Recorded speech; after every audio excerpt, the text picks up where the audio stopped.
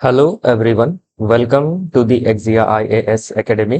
तो चलिए देखते हैं कौन से इम्पोर्टेंट न्यूज़ आर्टिकल हैं जो रेलेवेंट रहेंगे एग्जाम पर्सपेक्टिव से।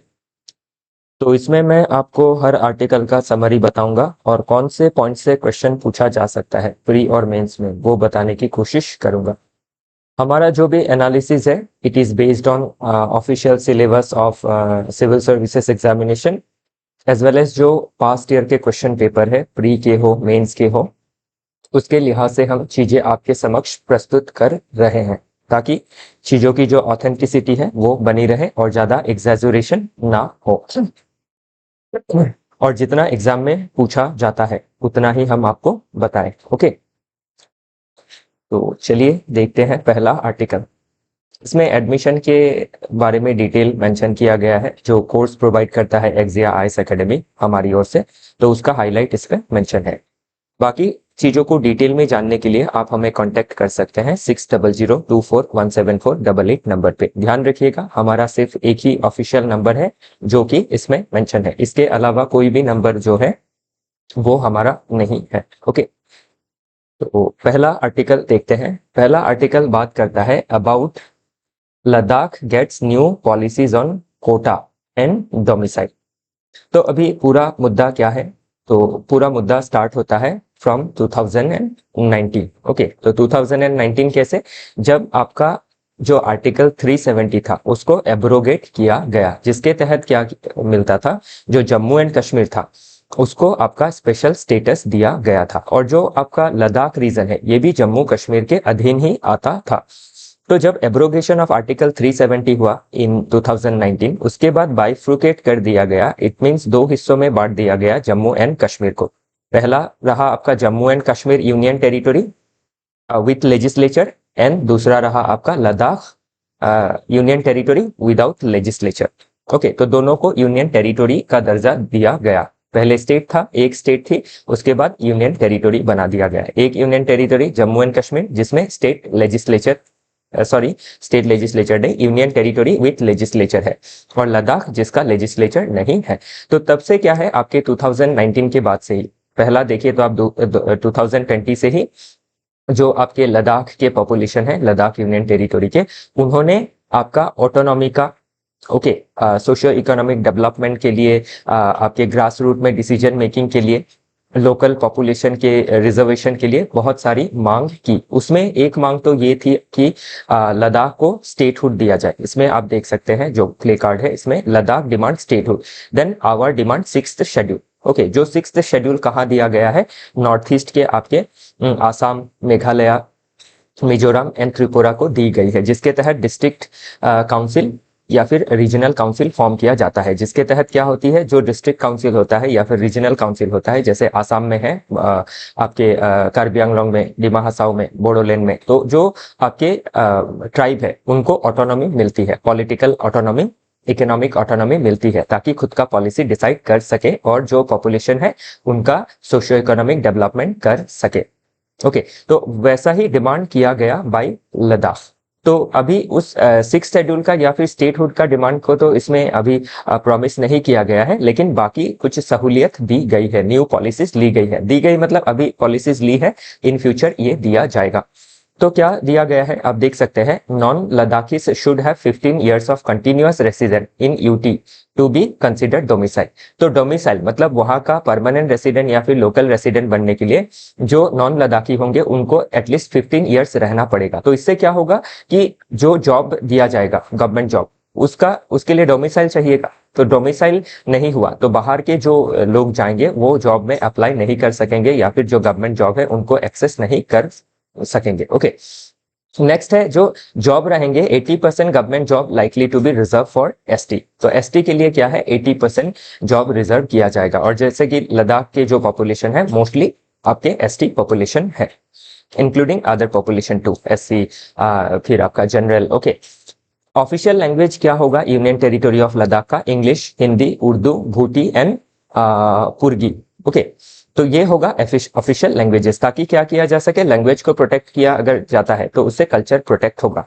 इससे आपकी जो लोकल पॉपुलेशन है उनको कोई सरपास नहीं कर पाएगी 80% रिजर्वेशन से। ओके, फिर जो डोमिसाइल का जो कंडीशन है, इससे क्या होगा, लद्दाखी पॉपुलेशन का जो उनका आइडेंटिटी है, कल्चर है, ये प्रोटेक्ट रहेगा। ओके, तो अभी ध्यान रखिएगा, इस आर्टिकल से अभी पूछा क्या जा सकता है कि किस तरीके से जो डिफरेंट हमारे रीजन है इंडिया के, वहां जो आपके ट्राइबल पॉपुलेशन है या फिर लोकल पॉपुलेशन है, वो जो डिमांड कर रही है सोशियो इकोनॉमिक राइट्स का, पॉलिटिकल ऑटोनॉमी का, तो उसको हम कैसे असिमिलेट कर सकते हैं, या फिर कैसे क्या कॉन्स्टिट्यूशनल प्रोविजन है जिसके तहत हम उनको आपके ऑटोनॉमी प्रोवाइड कर सकते हैं। ध्यान रखिएगा, तो उसमें क्या है, 6th शेड्यूल का प्रोविजन है, स्टेटहुड देने का प्रोविजन है, या फिर जैसे आपके डिफरेंट सेंट्रल पॉलिसी के तहत डोमिसाइल देना, गवर्नमेंट जो जॉब है उसको रिजर्व करना, लैंग्वेज को प्रमोट करना, ऑफिशियल लैंग्वेज का दर्जा देना, तो ये सभी हम अपने सजेशन में लिख सकते हैं। तो मेंस में क्वेश्चन बनने की संभावनाएं पूरी रहेंगी। सीधा सीधी लद्दाख के ऊपर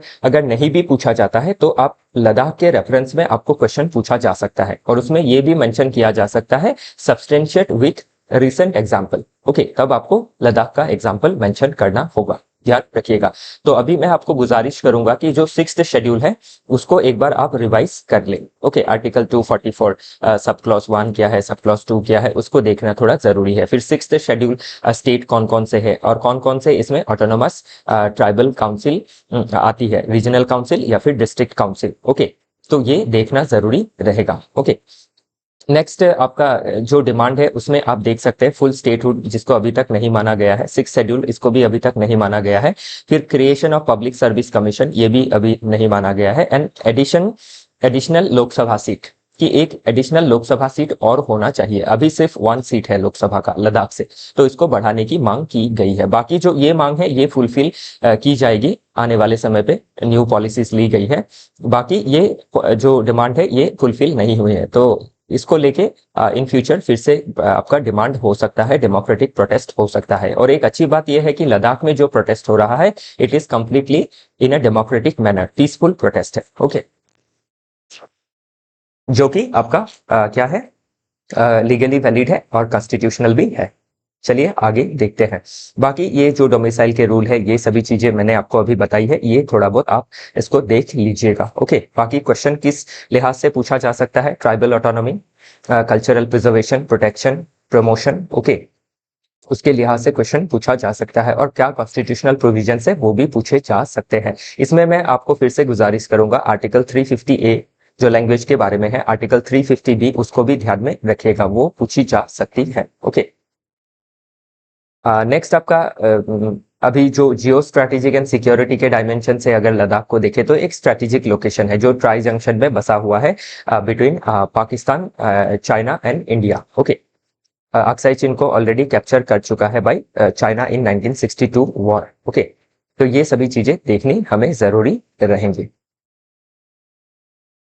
बाकी इसमें अगर एनवायरनमेंट का भी थोड़ा डायमेंशन आप देखें, तो अभी लद्दाख में ध्यान दीजिएगा कि ग्लेशियल जो मेल्ट है बहुत ज्यादा हो रही है। अगर मेल्टिंग ज्यादा हुआ तो एक समय पे क्या होगा, वाटर स्कैसिटी आएगी, और जो आपका इको टूरिज्म का प्रेशर भी है वो भी बहुत ज्यादा है, क्योंकि लद्दाख बहुत सुंदर है तो बहुत सारे लोग उसको विजिट करने जाते हैं। तो इससे क्या होता है, इस जगह का आपका अगर ओवर फुटफॉल ऑफ टूरिस्ट हुआ, तो उससे भी क्या है, आपकी जो नेचुरल लैंडस्केप है उसमें प्रेशर पड़ता है। तो सस्टेनेबल डेवलपमेंट के लिए ओके, जरूरी है कि आपका ऐसा मैकेनिज्म प्रोवाइड किया जाए जिससे क्या है, लद्दाखी जो पॉपुलेशन है वो खुद का पॉलिसी खुद डिसाइड कर सके।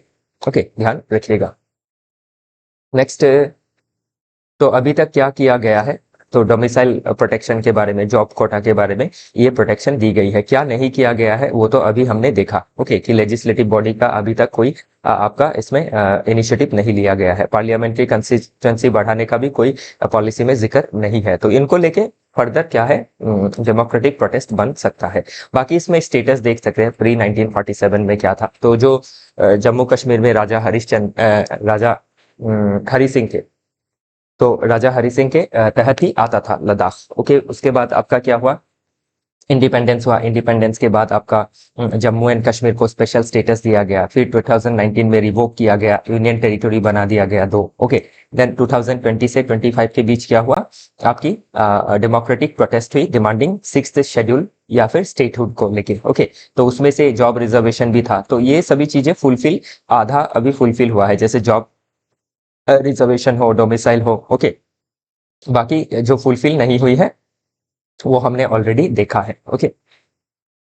तो ये सभी चीजें आप देखिएगा। बाकी स्ट्रेटेजिक क्या पासेस है ये भी प्रीलिम्स में पूछी जा सकती है। काराकोरम पास है, चांगला पास है, जोजिला पास है, ओके। तो ये सभी चीजें क्या है, पूछी जाती है पास्ट में। तो इसको आप थोड़ा मैपिंग में, ज्योग्राफी में इसको भी देख लीजिएगा, जरूरी रहेगा ये, ओके। देन आपका 6th शेड्यूल, इसको मैंने ऑलरेडी बताया है कि इसको भी देख लीजिएगा कि अभी ट्राइबल पॉपुलेशन कितना है, लगभग 80% है आपके लद्दाख रीजन में, ओके। तो इसीलिए क्या हो जाता है, जो ट्राइबल पॉपुलेशन है उनका जो यूनिक कल्चर है, लैंग्वेज है, ओके, ट्रेडिशन है, उसको प्रिजर्व करने के लिए 6th शेड्यूल का जो मांग है उसको इन फ्यूचर पूरा किया जा सकता है या फिर सकना चाहिए, ओके। चलिए देखते हैं आगे। और बाकी इसमें वेटलैंड भी बहुत सारे हैं, तो ये क्लाइमेट के पर्सपेक्टिव से देखे तो, ओके, क्योंकि लद्दाख के पॉपुलेशन का जो कंसर्न है अब वो बहुत दूर जस्टिफाइड है, ओके। तो लाइवलीहुड का रिस्क जो है उसको मिटिगेट करना जरूरी है, क्लाइमेट चेंज का इम्पैक्ट जो है उसको मिटिगेट करना जरूरी है। और उसके लिए जब लोकल गवर्नेंस स्ट्रांग होगी, पावरफुल होगी, खुद से डिसीजन मेकिंग कर सकेंगी, तो उससे क्या है, वो अपने समस्याओं को समझ के ग्रास रूट लेवल पे पॉलिसी बना सकते हैं। अगर पावर का डिसेंट्रलाइजेशन किया गया तो अंडर 6th शेड्यूल, ओके, और प्रॉपर पॉलिटिकल रिप्रेजेंटेशन मिला तो ध्यान रखिएगा। चलिए देखते हैं अगला आर्टिकल। तो नेक्स्ट आर्टिकल ये आपके काफी चर्चे में रहा है, अगेंस्ट जस्टिस वर्मा, ओके। तो इसमें अभी ध्यान रखिएगा कि इनके जो ऑफिशियल रेसिडेंस थी उसमें बहुत सारा कैश बरामद हुआ था। तो उसी को लेके क्या है, पूरा आपका ये जो न्यूज है बना हुआ था। तो अभी इसमें एक मोशन आने वाला है, लाइकली इम्पीचमेंट मोशन आने वाला है, तो ड्यूरिंग मॉनसून सेशन। तो जो मॉनसून सेशन आपका 3 सेशन होता है, ध्यान रखिएगा कि monsoon session, winter session and budget session. तो मॉनसून सेशन में क्या है, इनके अगेंस्ट आपकी इम्पीचमेंट मोशन लाई जा सकती है, ऐसा न्यूज में आया है। तो इसमें अभी क्या है, जो ऑल पार्टी आपका एक कॉन्सेंसस बनना चाहिए, तो वो कॉन्सेंसस बन गया है, तो पूरा चांसेस है कि आएगा। तो अभी ध्यान रखिएगा कि जो चीजें न्यूज में बनी रहती है उन्हीं के ऊपर क्या है, आपका स्टेट पीसीएस हो, डिफरेंट स्टेट का, या फिर यूपीएससी हो, क्वेश्चन बनाता है इसमें। प्रीलिम्स में बनेगा क्वेश्चन और मेंस में बनेगा, इवन इंटरव्यू में भी पूछा जा सकता है। तो अभी ध्यान रखिएगा, तो ये अभी जो इंसिडेंट है ये करंट है, ओके। जो एलेज करप्शन का चार्ज है ऑन जस्टिस यशवंत वर्मा जी, तो ये जो आपका एलिगेशन है, ओके, जो अभी आपका प्रूव होगा, देन अगर प्रूव हुआ तो इम्पीचमेंट भी इनका हो जाएगा। तो इससे अभी क्या है, आपका जो आपका कंट्रोवर्सी है वो ज्यादा जरूरी नहीं है, कंट्रोवर्सी के साथ क्या कॉन्स्टिट्यूशनल प्रोविजन है वो ज्यादा जरूरी है, ओके। अगर इनको इम्पीच किया जाता है इन फ्यूचर तो क्या प्रोसेस के तहत किया जाएगा, तो वो चीजें पूछी जा सकती है। तो अभी हमें लगेगा कि सुप्रीम कोर्ट के बारे में, हाई कोर्ट के बारे में क्यों प्रीलिम्स में पूछा गया, उसका रीजन ये है कि लगभग साल भर न्यूज में बना हुआ था डिफरेंट टॉपिक, तो उसी के लिए क्या है, आपको पूछी गई है। तो हमें स्टेटिक पार्ट में कौन से चीज पढ़ने हैं वो हम न्यूज़पेपर से अंदाजा लगा सकते हैं। कोई कंट्रोवर्शियल चीज है तो उसमें आपको ज्यादा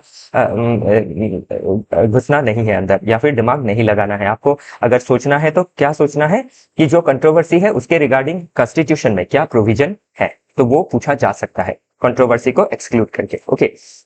तो अभी अगर हम अपना जो जुडिशियल सिस्टम है उसका इवोल्यूशन देखें, तो कैसे जुडिशियल सिस्टम का इवोल्यूशन हुआ, तो प्री इंडिपेंडेंस फेज से ही हो गया था। जो रेगुलेटिंग एक्ट 1773 था, इसके तहत क्या हुआ, आपका पहला कोर्ट एस्टैब्लिश किया गया था कलकत्ता में।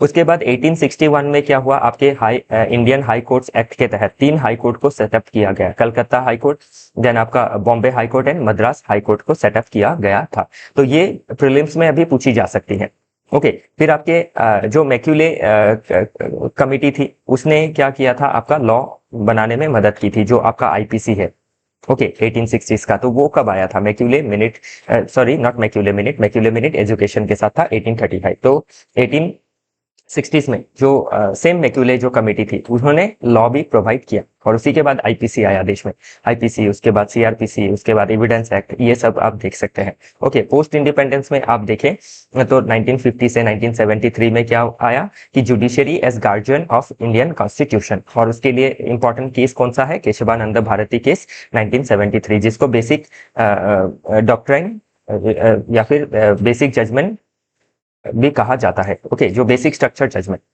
नेक्स्ट है आपका 1973 से 1993 के बीच में, ओके। इसमें आपका बहुत सारा क्या है, कन्फ्रंट्रेशन देखा गया between executive and judiciary. Judiciary बहुत ज्यादा एक्टिव होने लगी to protect constitutional norms and constitutional morality या फिर कॉन्स्टिट्यूशनल प्रिंसिपल।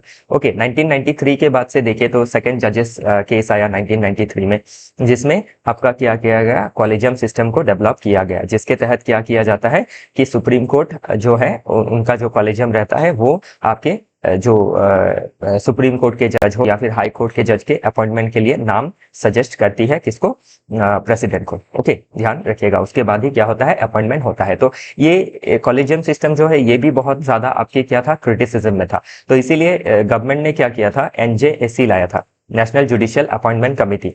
ये एक आपका पार्लियामेंट का लॉ है, 99 कॉन्स्टिट्यूशनल अमेंडमेंट एक्ट के तहत लाया गया था, जिसको स्ट्राइक डाउन कर दिया गया by honourable supreme court in 2015, citing की ये क्या करेगा, जुडिशरी का जो आपका इंडिपेंडेंस है उसको वायलेट करेगा। एग्जीक्यूटिव एक्सेस आ सकता है जुडिशरी के ऊपर, जो जुडिशियल इंडिपेंडेंस के लिए खतरा होगा। और जुडिशरी क्या है, आपकी गार्जियन है ऑफ द कॉन्स्टिट्यूशन, तो उस लिहाज से ये सही नहीं था, इसीलिए एनजेएससी को स्ट्राइक डाउन कर दिया गया। ओके, तो अभी ये सब चीज प्रीलिम्स में पूछी जा सकती है, और मेंस में जब जुडिशरी के बारे में कोई भी क्वेश्चन आएगा तो उस हिसाब से आपको चीजें संजो के लिखनी जरूरी रहेंगी। ओके, तो अभी हम देखते हैं कि इम्पीचमेंट का क्या प्रोसीजर है, कैसे इम्पीच किया जा सकता है। ओके, तो कॉन्स्टिट्यूशन का जो प्रोविजन है आर्टिकल 124 सब क्लॉज 4, इसके तहत क्या किया जा सकता है, सुप्रीम कोर्ट के जो जजेस है उनके अगेंस्ट रिमूवल लाया जा सकता है। कौन से ग्राउंड में, मिसबिहेवियर और इनकैपेसिटी के ग्राउंड में। ओके, लेकिन उसके लिए क्या है,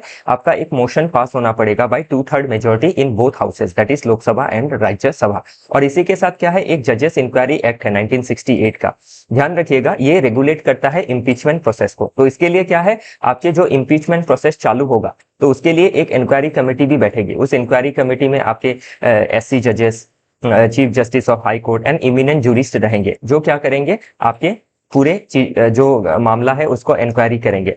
उसके इंक्वायरी के बाद ही क्या है, डिस्कशन होगी, उसके बाद इम्पीचमेंट होगा। ओके, और प्रोसीजर में देखें तो क्या चाहिए, आपके मोशन को पास होने के लिए, मोशन को पहला तो आपके आने के लिए, ओके, पास होने के लिए नहीं, आने के लिए 100 Lok Sabha member and 50 Rajya Sabha member का सपोर्ट चाहिए।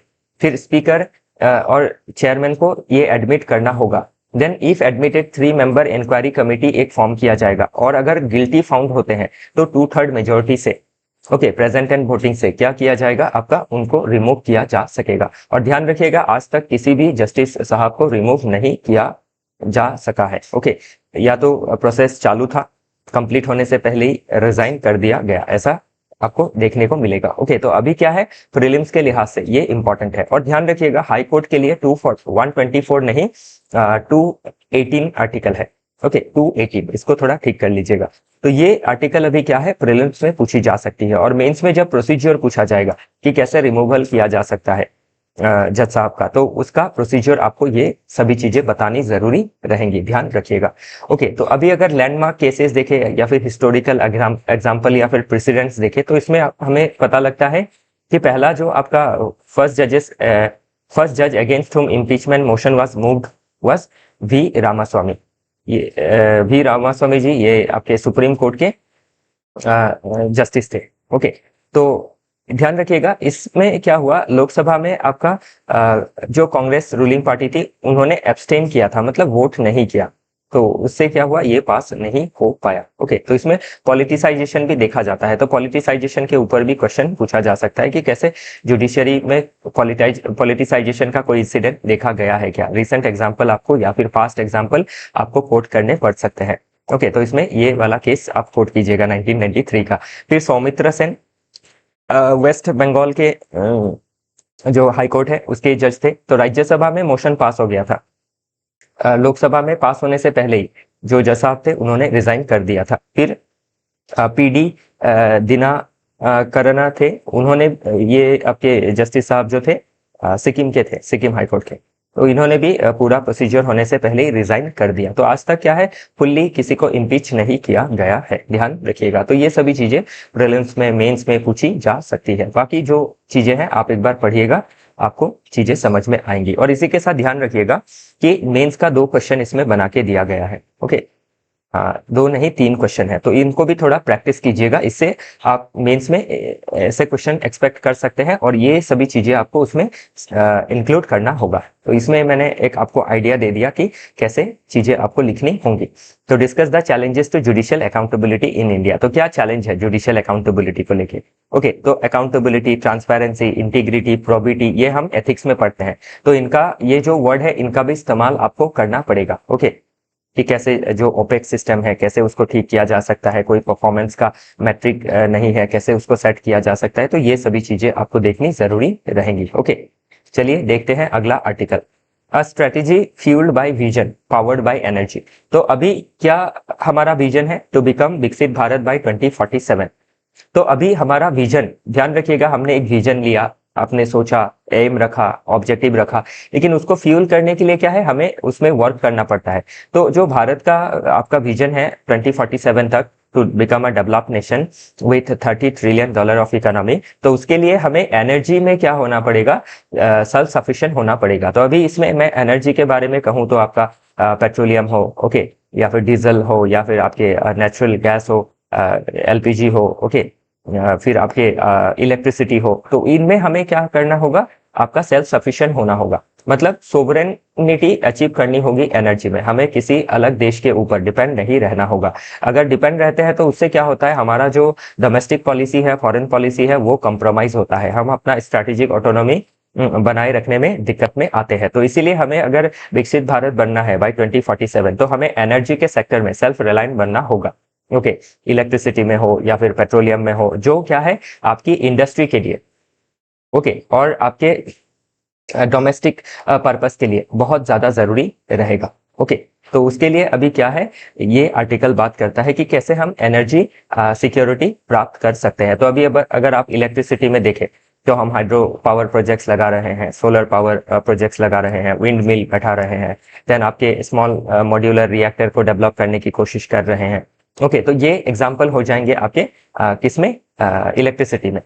ओके, फिर अगर आप देखें पेट्रोलियम में या फिर नेचुरल गैस में, तो उसमें जैसे ऊर्जा गंगा प्रोजेक्ट हो, या फिर आपके north east pipeline gas grid project हो, इनको हम लिख सकते हैं। प्लस हमारा जो बायोफ्यूल पॉलिसी है, जिसके तहत इथेनॉल ब्लेंडिंग करना है, 20% ब्लेंडिंग करना है बाई 2025 के एंड तक। अभी तक हमने 10% अचीव किया है। ओके, फिर बायोगैस को लाना, तो ये सभी चीजें हम मेंशन कर सकते हैं इस आर्टिकल में, ध्यान रखिएगा। ओके, तो अभी हमारा जो डिमांड है वो भी सर्च हो रहा है because of increasing population and changing socio economic dynamics, क्योंकि इकोनॉमिक हम डेवलपमेंट के लिए भी अभी बहुत ज्यादा मॉडर्नाइजेशन हो रहा है, इंडस्ट्रियलाइजेशन में फोकस कर रहे हैं, देन आपके मैन्युफैक्चरिंग में फोकस कर रहे हैं। फॉर दिस रीजन हमें क्या करना है, आपके हाइड्रोकार्बन में, रिन्यूएबल एनर्जी में, इलेक्ट्रिसिटी में हमें विकसित सेल्फ रिलायंट बनना है टू बिकम विकसित Bharat by 2047। Okay, next article बात करता है, इसमें क्या ध्यान रखिएगा कि विकसित भारत बनने के लिए एनर्जी कितना जरूरी है, ये क्वेश्चन पूछा जा सकता है, और क्या स्टेप्स लिए हैं गवर्नमेंट ने, ये पूछी जा सकती है। ओके, तो इसमें आप जो डिफरेंट बायोफ्यूल पॉलिसी है उसको, सूर्य घर योजना है उसको, स्मॉल मॉड्यूलर रिएक्टर है उसको, ये सभी चीजें आप देख सकते हैं। ओके, ध्यान रखिएगा। Okay, India Australia defence ties beyond American shadow. तो अभी ध्यान रखिएगा, इंडिया और ऑस्ट्रेलिया का क्या है, बहुत दूर तक अगर देखें तो डिफेंस के सेगमेंट में क्या है, जो इंटरेस्ट है वो अलाइ करती है। क्यों? Because of China factor. अभी इंडिया इंडियन ओशन में बसा हुआ है, इंडियन ओशन रीजन में, और ऑस्ट्रेलिया को देखें तो Indian ocean as well as Pacific ocean, और दोनों ही देश को जो स्ट्रैटेजिक खतरा है वो किससे है, चाइना से है। और दोनों की जो इकोनॉमी है उसमें अगर आप इंपोर्ट देखें तो बहुत ज्यादा डिपेंडेंट है ऑन चाइनीज इकोनॉमी। ओके, तो उससे अभी क्या है, आपकी दोनों देश में एक क्या होता है, इकोनॉमी में, डिफेंस में खतरा आता है। तो इससे दोनों देश क्या कर सकते हैं, इसको म्यूचुअली मिटिगेट कर सकते हैं बाय डिफेंस टाइज। तो इन फ्यूचर क्या है, इंडिया ऑस्ट्रेलिया रिलेशन के बारे में पूछा जा सकता है। ओके, तो अभी क्या है, ऐसा तो कम ही होता है कि सीधा सीधा डिफेंस के बारे में सिर्फ पूछा जाएगा, ओवरऑल इंडिया ऑस्ट्रेलिया रिलेशन के बारे में पूछा जाएगा, और डिफेंस के बारे में भी पूछा गया तो आप इसके साथ ही क्या है, अलग अलग सेक्टर में भी चीजें लिख सकते हैं। जैसे हम कोल इंपोर्ट करते हैं, फ्रॉम ऑस्ट्रेलिया। फिर क्रिटिकल मिनरल में हम सस्टेनेबिलिटी के लिए उनके साथ आपका कन्वर्ज कर रहे हैं। देन क्वाड में हम एक साथ हैं, okay, to counter Chinese aggressiveness, assertiveness, okay, in Indian Ocean region और in Pacific Ocean region, okay. फिर हम जो सी लाइन ऑफ कम्युनिकेशन है उसका इंडिपेंडेंट नेविगेशन को सपोर्ट करते हैं दोनों ही देश। तो ये सभी चीजें आप मेंशन कर सकते हैं, ओके। तो दोनों देश अगर कन्वर्ज करते हैं तो इकोनॉमी में, रिन्यूएबल एनर्जी में, टेक्नोलॉजी में, डिफेंस में, स्पेस में, सब दिशा में हम आगे बढ़ सकते हैं।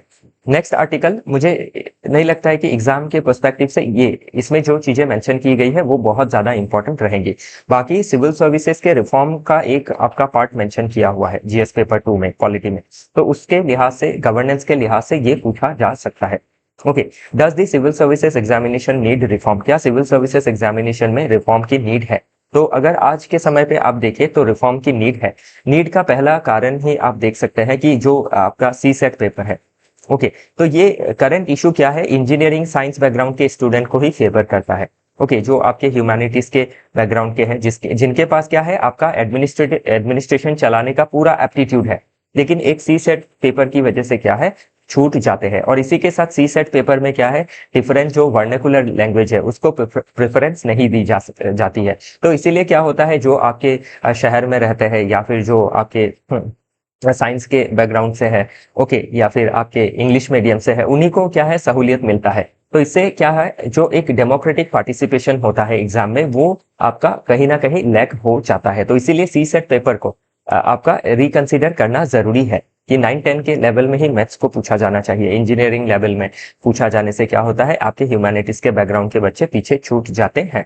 फिर आपका जो जीएस, बाकी जो जीएस पेपर है, आपके जीएस पेपर 1 से लेके 4 तक, तो उसमें काफी ज्यादा क्या है, इंफॉर्मेशन रिलेटेड चीजों में फोकस किया जाता है। जो एक बच्चे का या फिर एस्पिरेंट का जो क्रिटिकल एनालिसिस का एबिलिटी है, इनोवेटिव सोच का जो एबिलिटी है, वो बहुत कन्फाइंड हो जाता है, क्योंकि 150 शब्द में या फिर 250 शब्द में चीजें लिखनी होती है, जिससे उनका जो रियल एबिलिटी है वो पता नहीं चल पाता है। तो इसीलिए क्या है, इसमें ये मेंशन किया गया है, ये मेरा सजेशन नहीं है, इसमें मेंशन किया गया है कि आपका क्या करना है, क्वेश्चंस को आपके चाहे 20 की जगह 5 ही हो, लेकिन एक जो सिस्टमिक थिंकिंग है वो पता चलना चाहिए, ओके।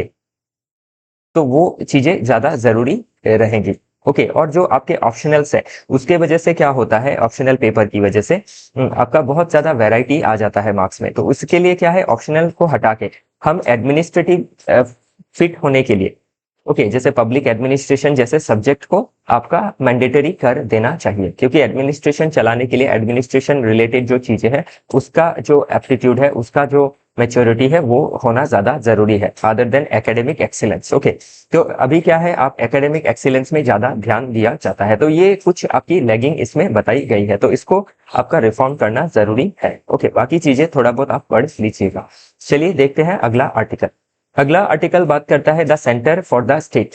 तो इसमें नीति आयोग का जो परफॉर्मेंस है, नीति आयोग का जो रोल है, जो आपका नीति आयोग कैसे थिंक टैंक के हिसाब से काम कर रही है, कैसे एक आपका फेडरल स्ट्रक्चर में आपके बाइंडिंग ग्लू की तरह काम कर रही है, उसी के बारे में ये आर्टिकल बात करता है। तो अभी जब से नीति आयोग फॉर्म हुआ है, तो नीति आयोग का फॉर्मेशन का मेन वजह पहला ये है कि आपका जो टॉप डाउन पॉलिसी अप्रोच था प्लानिंग कमीशन का, उसको त्यागना है, और आपका top down bottom up, okay, या फिर पैरेलल पॉलिसी मेकिंग के बारे में ये इंस्टीट्यूशन सहूलियत प्रोवाइड करता है, और इसी के साथ थिंक टैंक के हिसाब से काम करता है। जो एक्सपर्टीज आपकी मिसिंग थी प्लानिंग कमीशन में, वो एक्सपर्टीज इसमें दिखाई पड़ती है। और इसी के अंदर आपका एक मैकेनिज्म है गवर्निंग काउंसिल का। तो गवर्निंग काउंसिल के तहत क्या है, आपके पीएम सीएम को इंक्लूड किया जाता है। तो एक ट्रू प्लेटफॉर्म है for platform of team India. इसके तहत क्या किया जा सकता है, एक साथ मिलके central government and state government without any conflict आपकी डिफरेंट इंटरेस्ट में कन्वर्ज कर सकती है, और कोई डाइवर्जेंस है तो उस डाइवर्जेंस को मिटा सकती है, ओके। उसके बाद आपके क्या है, चीफ सेक्रेटरीज का भी कॉन्फ्रेंस होता है। तो इससे क्या होता है, जो डिफरेंट स्टेट के चीफ सेक्रेटरी है उनके बाद उनके बीच एक पीयर लर्निंग होता है, एक दूसरे के स्टेट के जो एडमिनिस्ट्रेशन के जो अच्छे आपके मॉडल है वो सीख पाते हैं। देन आपका थीमेटिक इंडेक्स देखा जाता है, जैसे health index, SDG index, innovation index, education index. इससे क्या होता है, जो स्टेट है उनके बीच एक कंपटीशन आता है, और कंपटीशन के तहत क्या होता है, आपका उनका जो प्रोग्रेस है वो बढ़ता है। तो अभी एस्पिरेशनल डिस्ट्रिक्ट प्रोग्राम लिया गया है बाय नीति आयोग, जिसके तहत आपके 112 जिलों को डेवलप करना जरूरी है in important parameters like education, health, okay, then standard of living, then aspirational block program लिए गए हैं ताकि और माइक्रो लेवल पे ब्लॉक को डेवलपमेंट किया जाए। तो इसमें लगभग 500 ब्लॉक को डेवलप करना जरूरी है। तो ध्यान रखिएगा, अभी ये सभी चीजें पूछी जा सकती है प्रीलिम्स में, और मेंस में जब कोई क्वेश्चन पूछा जाएगा कि कैसे जो अन इवन डेवलपमेंट है, अन इवन ग्रोथ है, रीजनल डिसपैरिटी है, उसको हम कैसे दूर कर सकते हैं, तो इसके जरिए हम दूर कर सकते हैं। ओके, नीति आयोग के जो पॉलिसीज है like aspirational district programme, aspirational block programme, okay, तो इन सभी चीजों को आप मेंशन कर सकते हैं। इसी के साथ फेडरलिज्म को लेके कभी क्वेश्चन पूछा जा सकता है कि फेडरलिज्म को और स्ट्रेंथन कैसे कर सकते हैं। तो डिफरेंट जो आप जोनल काउंसिल का बात कहेंगे, ओके, आप फिर इंटर स्टेट काउंसिल का बात कहेंगे अंडर आर्टिकल 263। उसी के साथ आप क्या है, नीति आयोग के बारे में, इसका गवर्निंग काउंसिल के बारे में भी मेंशन कर सकते हैं। ओके, और कैसे हम कोऑपरेटिव फेडरलिज्म को फोस्टर कर सकते हैं उसके बारे में भी आप मेंशन कर सकते हैं, ध्यान रखिएगा। बाकी इसमें फाइनेंस कमीशन ने कैसे जो टैक्स का डिवोल्यूशन है वो बढ़ाया है। 14 फाइनेंस कमीशन ने 32 से 42% किया, 15 ने भी इसको कंटिन्यू रखा, बस 1% जो है वो जम्मू कश्मीर के लिए साइड किया है इसमें। ओके, तो ये ध्यान रखिएगा। फिर जो gross transfer of to state है उसको भी 5.2 से बढ़ा के 6.5% ऑफ जीडीपी कर दिया गया है लास्ट आपके लगभग 1 से 2 डेकेड के बीच में। फिर जो सेंट्रल ग्रांट है उसको भी बहुत ज्यादा बढ़ाया गया है, 234 से इंक्रीज करके 992% तक बढ़ाया गया है। फिर भी अभी दिक्कत किस में है, जो आपके सेंट्रली स्पॉन्सर्ड स्कीम है, ओके, जिसके तहत क्या होता है, जो सेंटर है वो सेंटर में बैठ के पॉलिसी बनाती है, और जिससे आपका one size fit all approach से आपका पॉलिसी लिया जाता है, जो कि आपके हर स्टेट के लिए जरूरत नहीं है या फिर जरूरी नहीं है। तो ये सब थोड़े दिक्कत है जो आप मेंशन कर सकते हैं। तो ये ध्यान रखिएगा, प्री मेंस सभी में पूछा जा सकता है। ओके,